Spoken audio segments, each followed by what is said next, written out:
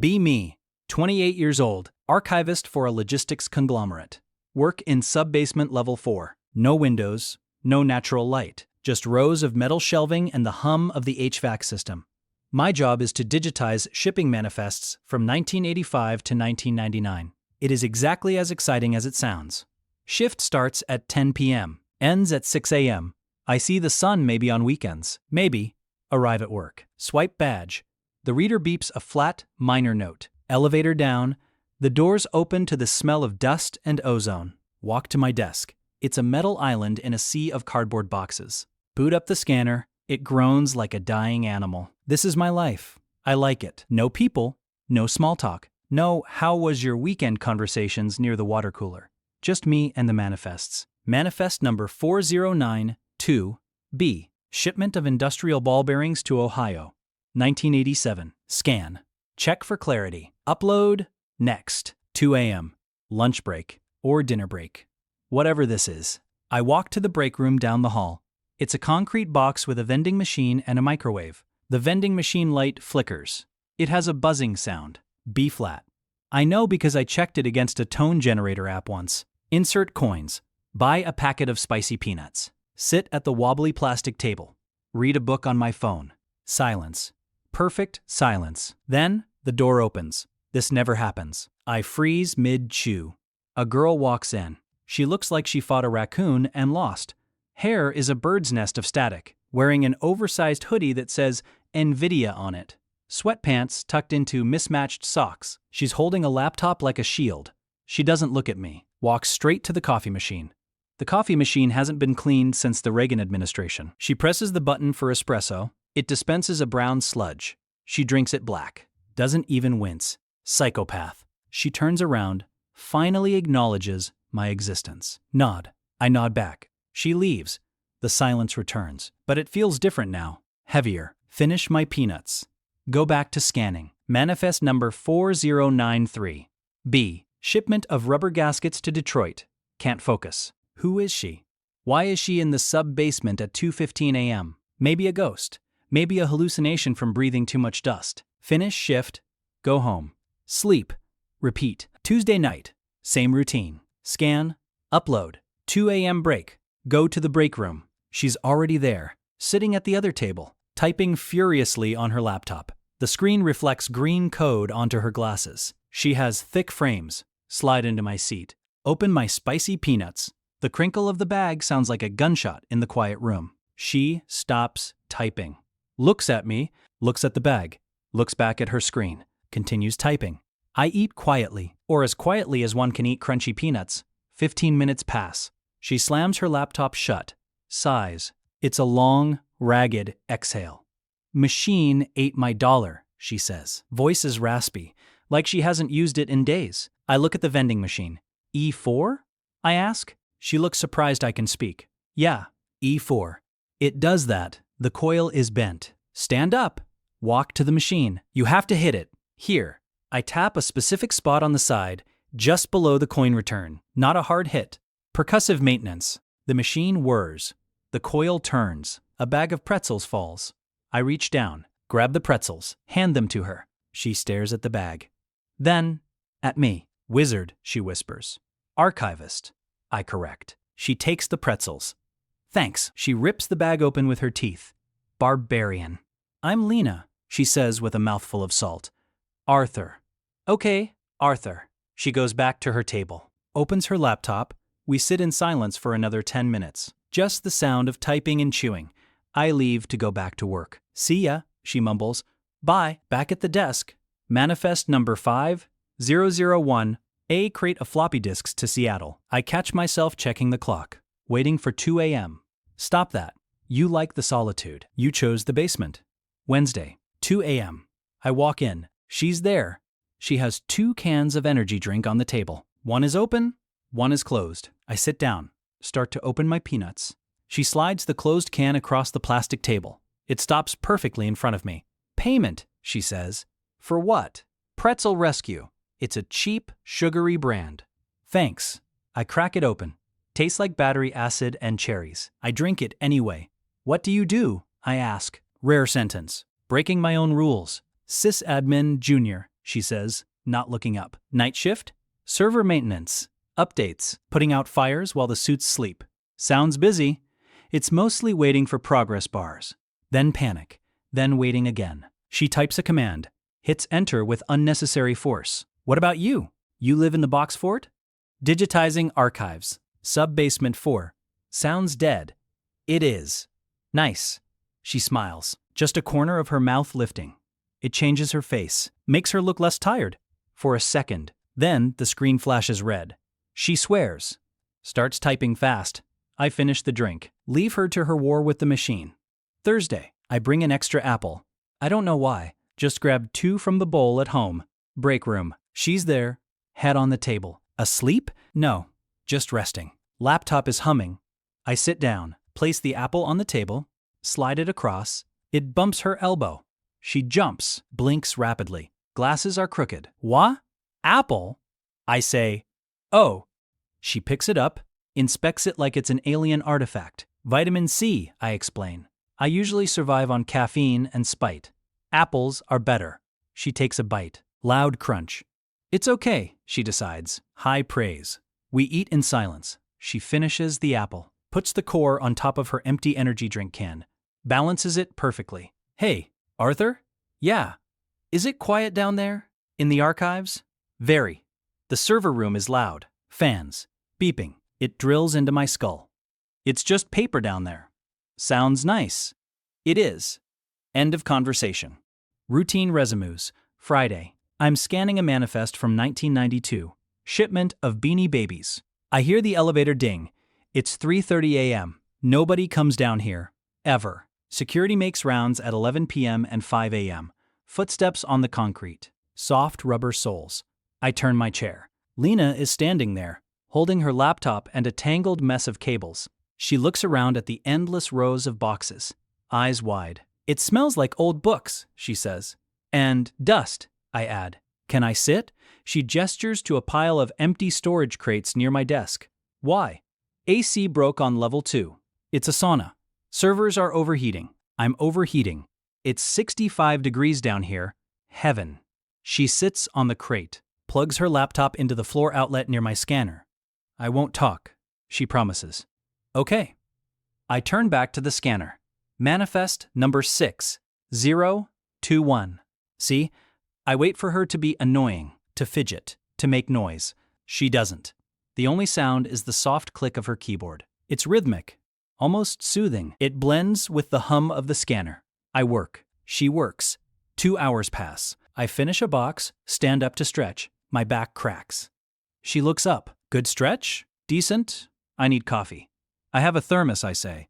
I didn't drink it all. Is it sludge? It's cold brew. Homemade. Her eyes light up. Gimme. I pour the rest into the cap of the thermos. Hand it to her. She drinks it like a shot. Shudders. That is the strongest thing I have ever tasted. Too much? No. It makes my teeth vibrate. I love it. She hands the cap back. Fingers brush mine. Her hands are ice cold. You're freezing, I say. Circulation of a corpse, she jokes. She pulls her hoodie sleeves down over her hands. Returns to typing. I watch her for a second. Just a second.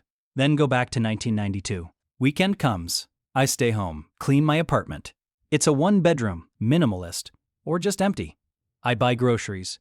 I find myself buying better coffee beans, and a bag of pretzels, and more apples. Why? Don't overthink it.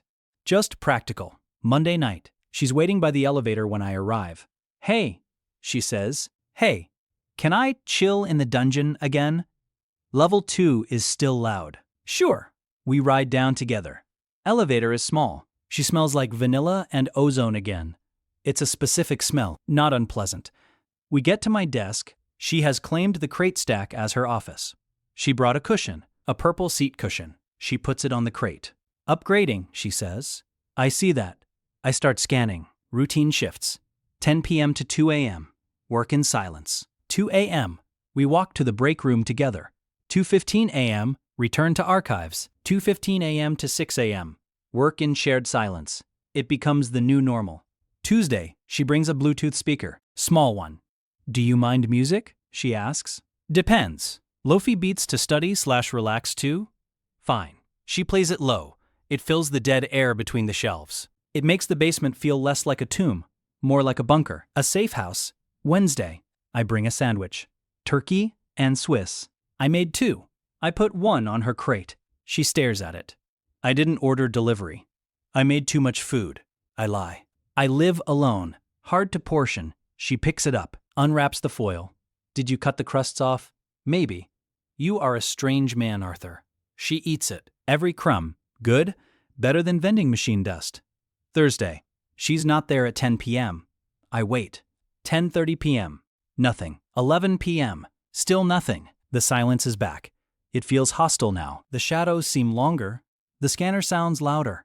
I verify manifest number 7002 D 3 times. Can't focus. Is she sick? Fired? Did she quit? Why do I care? I barely know her. We talk about coffee and broken servers. 2 a.m. I go to the break room alone, sit at the table, eat my peanuts. They taste like cardboard. Look at the empty chair opposite me. Stupid. Go back to the archives. 3 a.m. Elevator dings. My heart does a weird thump. Ignore it. She walks in. Looks terrible. Worse than usual. Pale. Shaking slightly. Hey, she croaks. You okay? Migraine. Bad one. Light hurts. Why are you here? Out of sick days. Corporate policy. She sits on her cushion, doesn't open her laptop, just puts her head in her hands. It's dark down here, I say. That's why I came. I stand up, walk to the main breaker panel for the section. Flip the switch for the overhead banks. The fluorescent hum dies. Darkness. Only the glow of my scanner screen and the emergency exit sign. Better? I ask. Much, she whispers. I turn the brightness down on my monitor. Work in the semi-dark. It slows me down. I don't care. 4 a.m. I hear soft breathing, even rhythm. She fell asleep sitting up, leaning against the metal shelving unit. It looks uncomfortable. I grab my coat. It's a heavy wool peacoat. Walk over quietly, drape it over her shoulders. She shifts but doesn't wake. She looks very small. I go back to my desk, shiver a little in my shirt sleeves. It's worth it. 5:30 a.m. Her alarm goes off on her phone. Low vibration. She wakes up with a snort. Looks around confused. Feels the coat. Looks at me. I'm busy scanning, pretending I haven't been watching her sleep, to make sure she didn't fall over. Did you? You looked cold, I say without turning. Thanks, Arthur. Voice is softer. Headache gone? Manageable. She stands up, folds the coat neatly, places it on my desk. I owe you one. No keeping score. She lingers for a moment. See you Monday. See you Monday. She leaves. I put the coat on. It smells like vanilla now. Monday. Routine resumes. But it's evolved. We are a unit now. Team basement. She brings snacks. Weird Japanese candy. Dried squid. Try it, she insists. It looks like leather. It's protein. I try it. It's chewy and salty. Not terrible. We share the bag. She shows me memes on her phone. I don't always get them. She explains them. See, the frog is sad because... I listen, not because the frog is interesting, but because she gets animated when she explains things. Hands moving, eyes bright behind the glasses. 2 months pass. It is November now, raining constantly outside. We can hear it faintly through the ventilation shafts. A distant drumming. One night, the power goes out. Total blackout. Even the scanner dies. Emergency lights kick on. Red, eerie glow.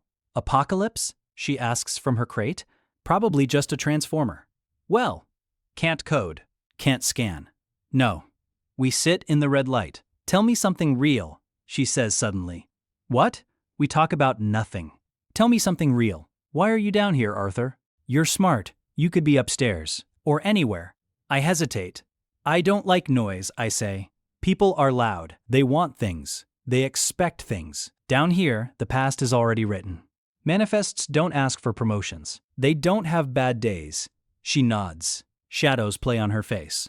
I get that, she says. I like machines better than people. Code is logical. If it breaks, there's a reason. People break for no reason. We're a pair of hermits. Troglodytes, she corrects. She slides off the crate, sits on the floor next to my chair, hugs her knees. I'm glad you're down here, though. Yeah? Yeah. I think I'd go crazy if it was just me and the servers. She leans her head against my leg. Just rests it there. Heavy. Warm. I freeze. Do I move? Do I say something? I do nothing. I rest my hand on her shoulder, tentatively. She doesn't pull away. she sighs.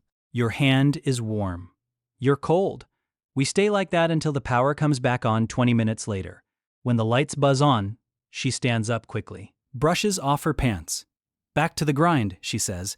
Little too loud, little too fast. Yeah, we don't talk about it. But the air has changed again. Charged. December. Holidays are coming. Company Christmas party is happening upstairs. We can hear the bass of the music through the ceiling. Are you going? I ask. Would rather chew glass, she says. Same. We should have our own party. In the basement? Yeah. Secret Santa. But just us. Okay. Last shift before Christmas break. She arrives wearing a Santa hat. It has blinking LEDs. Festive, I say. I try. She hands me a wrapped box. Wrapping paper has binary code on it. I open it. It's a mug. It says, World's Okayest Archivist, and a bag of high-end coffee beans, the really expensive stuff. I noticed you were buying the medium good stuff. Thought you deserved an upgrade. I smile. A real one. Thanks, Lena. I hand her my gift. Small box. She shakes it. Legos?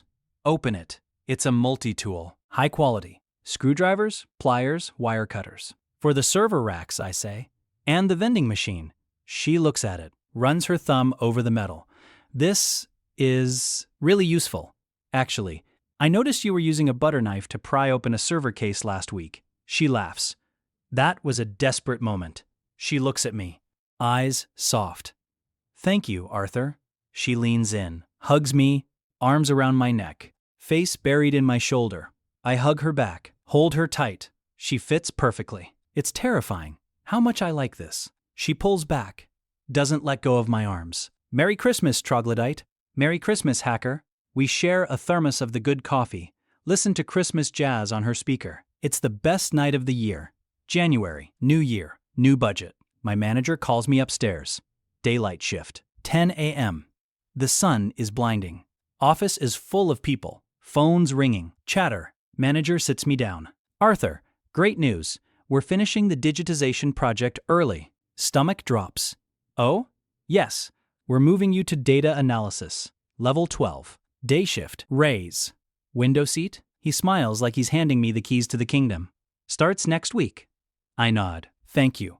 Walk out. Feel numb. Day shift. Level 12. Windows. No basement. Number 2 a.m. breaks. No Lena. I mean, I could see her, but our schedules would be opposite. She sleeps when I work. I work when she sleeps. It's over. The bubble pops. Go to my shift that night. She's there. Typing away. Hey, she says without looking up. Hey. I sit at my desk. Don't scan anything. Just stare at the screen. You okay? She asks. She senses the mood. Stops typing. I got promoted, I say. That's good, right? Day shift. Level 12. Oh. The word hangs there. Heavy. When? Monday. So this is our last week. Yeah. She closes her laptop. Well, congrats. Windows are nice. Vitamin D. She sounds small. I don't want it, I say. It slips out. Truth. What? I don't want the window. I like it down here. Don't be stupid, Arthur. It's a raise. It's a career. It's loud up there. You'll get used to it. I won't see you. She looks at her hands, picking at a loose thread on her hoodie. We can text. Or whatever. It's not the same. No, it's not. She stands up, paces around the crate. So what? You're going to turn it down? Stay in the dungeon forever? Maybe. That's insane. Is it? I stand up, walk over to her. She stops pacing, looks up at me. Why would you stay? She asks, whispering. You know why. She looks at me, searching my face, analyzing data. Hypothesis, she says. Test it. She steps closer, stands on tiptoes, kisses me, chapped lips. Taste of coffee and cherries. My hands find her waist. Pull her in. It's clumsy and perfect. We break apart. She rests her forehead against my chest. Hypothesis confirmed, she mumbles. Yeah, you should still take the job, Arthur. Why? Because I applied for the lead sysadmin role. Day shift. I blink. What? I applied last week. Got the offer today. I was scared to tell you. Thought you'd be stuck down here while I went upstairs. You're taking it? My back hurts from this crate, and I miss the sun. I start laughing. Can't help it. Relief washes over me. So we're both going upstairs. Level 12? and level 10. Same elevator bank. Lunch breaks? Noon. Instead of 2 a.m. I can bring sandwiches. Please do. She grins. We're going to be normies, corporate drones. Disgusting. I know.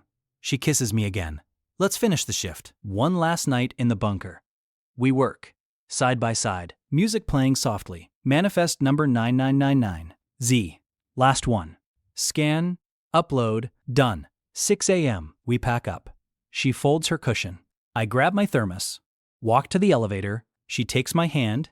Interlaces fingers. Her hand is still cold. Mine is warm. Elevator goes up. Doors open to the lobby. Sunlight streams in through the glass walls. It's blinding. Orange and gold. Dust motes dancing in the air. We squint. Bright, she says. Yeah. We walk out into the morning. Cold air. City noise. Cars. People. It should be annoying. It should be overwhelming. But she squeezes my hand. Breakfast? She asks. Diner down the street? Only if they have black coffee. They do. Okay. We walk down the sidewalk. Shoulders brushing. Be me. 29 years old. Data analyst. Dating a sysadmin. We eat lunch together at noon. We complain about meetings. We go home together. It's mundane. It's boring. It's loud. But sometimes, late at night, we turn off all the lights in the apartment, drink coffee in the dark, and enjoy the silence. Together. Life is good.